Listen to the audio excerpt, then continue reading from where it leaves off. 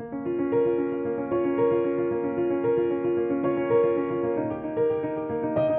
projet collectif est un projet de recherche-action qui mobilise les sciences participatives. À ce titre, les citoyens sont engagés dans la collecte de données sur la biodiversité au pied de leurs immeubles et permettent aux chercheurs de les aider à restituer les résultats. Le projet collectif s'est déroulé sur l'ensemble de la métropole de Lyon, où nous avons déterminé 48 sites d'études pendant une durée de 3 ans.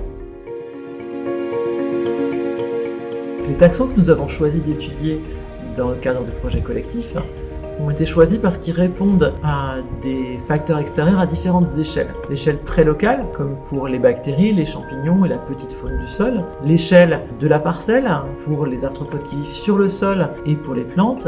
L'échelle du quartier, comme les pollinisateurs ou les oiseaux, ou encore les chauves-souris. En plus des études écologiques, nous avons travaillé sur les connectivités écologiques et sur la morphologie urbaine, d'un point de vue plus géographique. Nous avons aussi travaillé sur les perceptions des habitants vis-à-vis de leur espace végétalisé et en particulier sur la perception sonore. Le projet collectif est un projet à double sens. D'un côté, les habitants de nos copropriétés nous ont permis d'avoir accès à leur jardin grâce à l'accord de leurs conseils syndicaux. Ils nous ont aussi aidés sur certains protocoles scientifiques comme les pollinisateurs. De l'autre côté, nous leur avons apporté aussi notre aide pour la compréhension de la biodiversité de leur jardin, notamment en leur permettant de faire certains protocoles scientifiques et en organisant des ateliers. Nous avons aussi transmis nos résultats et enfin, nous les accompagnons gratuitement pour favoriser la biodiversité dans leur jardin.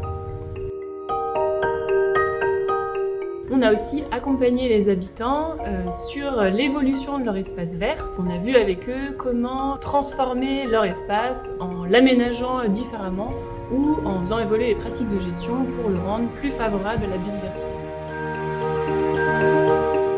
Une ville dense et verte, c'est possible, oui, et encore mieux, une ville vivante, biodiverse et à bas carbone, c'est possible. On a travaillé sur plus de 20 000 parcelles sur la métropole de Lyon et on s'est rendu compte qu'il y a vraiment des modèles morphologiques qui existent et qui permettent d'avoir plus de 50% de végétation et vraiment des niveaux de biodiversité élevés. Mais pour ça, il faut équilibrer quelques ratios et bien sûr avoir des espaces verts disponibles et pas trop de logements. Et ça marche avec une bonne densité.